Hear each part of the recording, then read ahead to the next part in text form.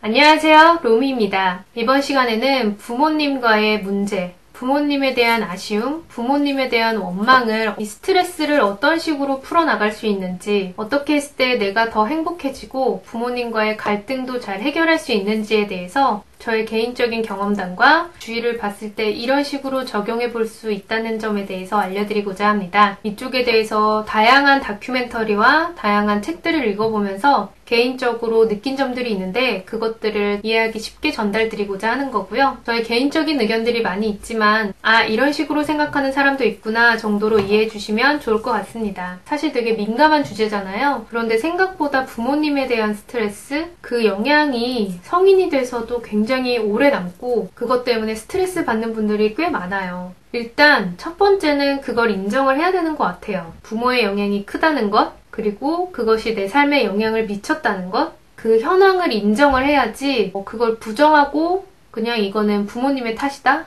이거는 나의 팔자다? 그런 식으로 그냥 넘어가기에는 어떤 특별한 노력을 하지 않으면 크게 바뀌기가 힘들더라고요. 대단한 사건이 있던 게 아니라 하더라도 그 소소한 아쉬움, 소소한 쌓인 부분, 그런 것들이 모이고 모아서 아쉬운 점으로 남게 되고 부모와의 관계, 가장 1차적으로 형성됐던 그 관계가 나의 사회생활에, 인간관계에, 사람 사이의 대인관계에 영향을 미치더라고요. 그래서 내가 부모와의 관계가 현재 이렇다라는 거를 인정하실 필요가 있고요. 일단 이 영상을 보시는 분들은 대부분 뭔가 부모님께 아쉬운 게 있거나 뭔가 서운하거나 뭔가 좀 불만이 있거나 부모님이 이렇게 바뀌었으면 좋겠거나 나와의 갈등이 있어서 그래서 보시는 분들일 거예요.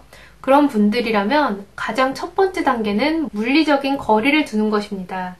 맨날 보게 되면 똑같은 잔소리를 하게 되고 그 잔소리를 듣다 보면 너무너무 싫어질 수밖에 없어요. 그래서 내가 정서적인 거리를 둬야 되는데 정서적인 거리를 둘 여유를 안 주시니까 그러면 물리적인 거리를 어떻게 해서든 마련해보세요. 예를 들어서 집에 최대한 늦게 들어간다든지 아니면 나올 수 있다면 아예 나와서 산다든지 아니면 나와 살 환경은 안 되지만 너무너무 갈등이 심각해졌다 랄 때는 여행 다녀온다고 하고 한 달 정도 다른 데서 살아본다든지 이렇게 좀 만남의 횟수를 줄이고 거리를 좀 두고 나면 이게 좀 더 현실적으로 좀 더 객관적으로 생각을 할 수 있거든요.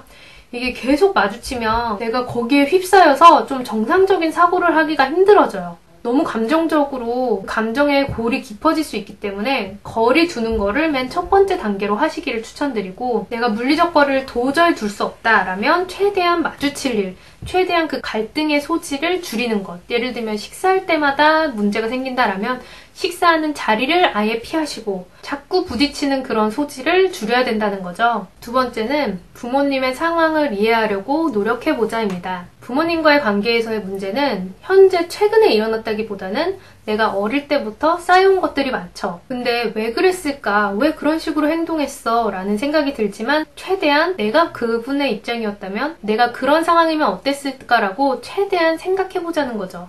그게 물론 똑같은 영화를 봐도 다들 다르게 생각하잖아요. 그래서 내가 정말 그 똑같은 상황이 되지 않는 한 그거를 충분히 풀리 이해하기는 쉽지 않아요.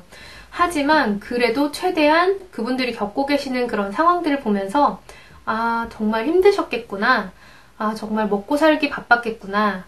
우리 엄마는 정말 술 먹고 들어오는 아빠 때문에 정말 너무너무 힘든 삶이었겠구나. 우리 아빠는 가족들 먹여 살리느라 정말 여유도 없이 살았겠구나.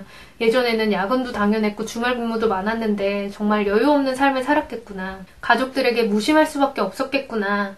가족들에게 신경 쓸 여유가 없었겠구나. 자식들 먹여 살리기 바빴겠구나. 이렇게 정말 그 어려웠겠구나라는 그 상황에 대해서 좀 더 객관적으로 마치 내가 부모님을 보는 게 아니라 제3자를 본다고 생각하고 부모님이 어렸을 때 그 시점으로 돌아가서 되게 나름 힘드셨겠구나 라는 그분의 입장을 생각해보자는 거죠. 그게 정말 제대로 이해가 가려면 내가 부모가 되어보는 방법이 제일 좋긴 한데 쉽지 않잖아요. 저도 이제 좀 이해가 가는 게 내가 아이를 낳아서 키우다 보니까 엄마가 생각보다 나한테 해준 게 많구나 이제서야 알았거든요. 사실 저도 엄마가 나한테 해준 게 뭐가 있다고 이런 말도 했고 그런 생각도 들었었는데 정말 그냥 그 갓난아이를 낳고 어느 정도 자랄 때까지 청소년 시기까지 키우는 것만으로도 정말 어마어마한 에너지와 어마어마한 노력이 필요하더라고요. 그거를 모르고 우리는 당연하게 생각했잖아요. 근데 엄마가 몸도 안 좋은데 나를 먹이고 재우고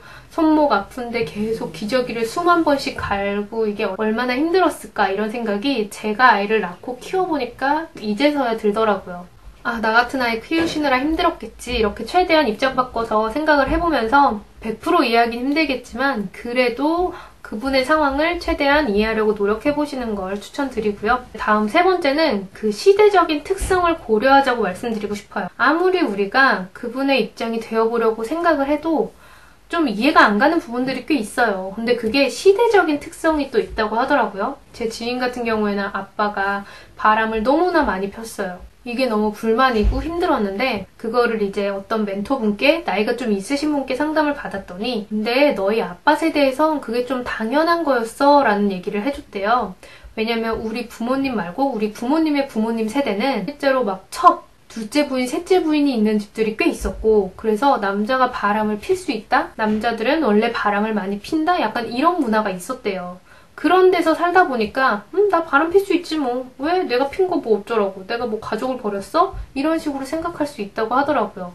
사실 와이프 입장에서는 얼마나 그게 큰 충격이고 가족들한테도 큰 충격일 텐데 그게 시대적인 영향이 있어서 그런 내가 잘못됐다? 그런 윤리적인 사고가 안 되고 배려심을 요구하고 상대방의 기분을 존중해 주라라고 요구하기에 시대적인 한계가 있었다는 거를 최대한 고려를 해보자는 거죠. 우리도 친구들이 다들 그렇게 행동하면 그게 잘못된지 모르고 하게 되잖아요.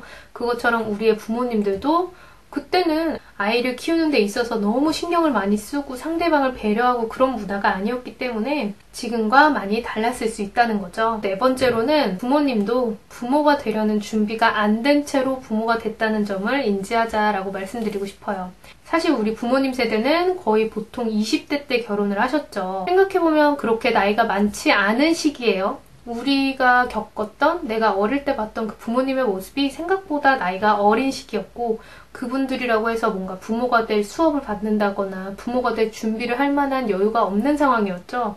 물론 요즘에는 그나마 부모가 되기 위한 준비를 하는 책들이 많이 나와 있고 교육들이 좀 있어요. 근데 그거를 안 받는 분들이 더 많고 그 공부를 했다고 하더라도 부모 된다는 건 정말 어려운 일인데 그분들은 그 힘든 상황 속에서 부모가 될 준비가 안 된 채로 부모가 되어서 부모는 이래야 돼. 부모라면 아이를 위해서 부모라면 배려를 하는 그런 점들이 많이 부족할 수 있었다는 거죠.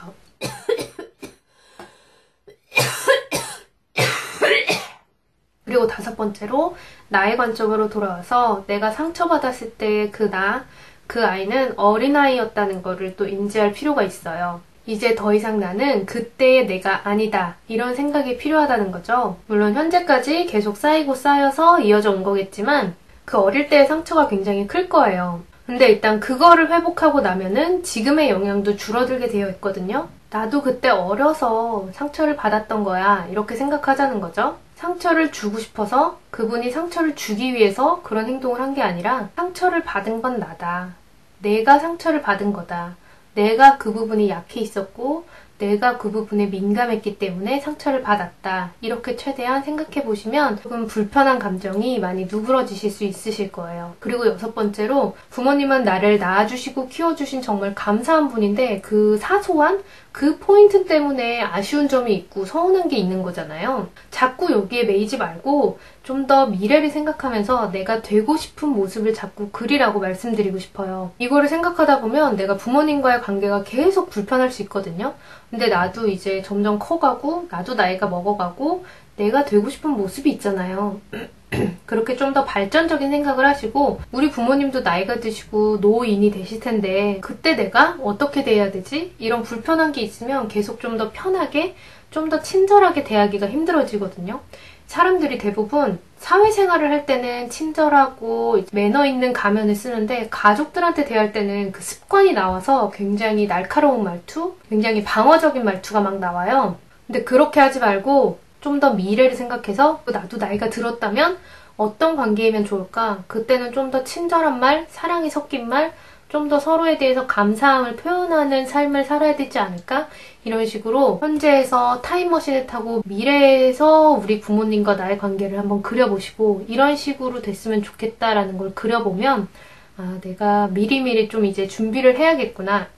내가 좀 더 잘해드리기 위해서 노력해야겠구나 라는 생각이 드실 거예요. 그리고 마지막 7번째로 이 문제 때문에 갈등 있는 경우들도 꽤 있죠. 경제적인 독립을 하셔야 돼요. 경제적으로 그동안에 부모님이 나를 키우시느라 들이셨던 노력 있죠. 그거를 한번 경제적 가치로 환산을 해보면 생각보다 꽤 많을 거예요. 물론 숟가락 하나만 얹고 살았는데 이런 분들도 계시지만 그럼에도 불구하고 어릴 때 젖 먹이고 기저귀 갈고 씻겨주고 그런 비용들 하면 생각보다 많아요. 근데 그거는 그냥 당연한 거고 부모는 내가 요구하면 늘 줘야 되는 존재? 그렇지 않거든요. 또 반면에 부모님이 계속 나한테 손을 벌려. 그런 것 때문에 힘든 사람들도 있죠. 그래서 부모님도 경제적으로 어느 정도 독립을 하셔야 되고 내가 해드릴 수 있는 지원이 어느 정도인지도 좀 계산을 해봐야 되고 나 스스로도 부모님으로부터 좀 독립을 해야 되고 이렇게 경제적인 관점에 대해서 좀 정리를 해보시면 아, 내가 생각보다 받은 게 많구나 라는 생각을 하면서 좀 더 도와드리기도 하지만 어느 정도 서로를 분리해 나가는 작업을 하시는 게 도움이 되실 거예요. 물론 굉장히 심각한 범죄를 저지른 경우라거나 너무 크리티컬한 사건들이 있었다면 이런 방법들이 안 통할 수 있는데 주위에 봤을 때 부모님하고 이런 소소한 갈등이 없는 집은 정말 소수밖에 없었거든요. 그러니까 이런 문제들이 있는 건 되게 당연하다라고 생각하시고 이게 내가 살아가면서 해결해야 될 가장 큰 숙제 중에 하나다 이렇게 생각을 바꿔보시고요. 아, 우리 집만 왜 이러지? 왜 우리 집은 이렇게 다 같이 모여도 행복하지가 않고 스트레스만 있는 거야. 명절이라고 오랜만에 친척들 다 모였는데 이게 뭐야? 우리 집 진짜 이상해. 이렇게 생각하시기보다는 겉으로 볼 땐 다들 아닌 것 같아도 실제로는 다들 가족 간에 스트레스가 많구나. 그거를 생각하시고 내가 좀 더 발전적으로 내가 더 행복하고 우리 가족이 더 행복하기 위해서 이런 식으로 접근을 바꿔봐야겠구나라고 생각하시면 좀 더 마음이 건강해지고 좀 더 관계가 건강해지시는 데에 도움이 되지 않을까 싶습니다. 도움이 되셨다면 댓글 부탁드립니다. 시청해주셔서 감사합니다.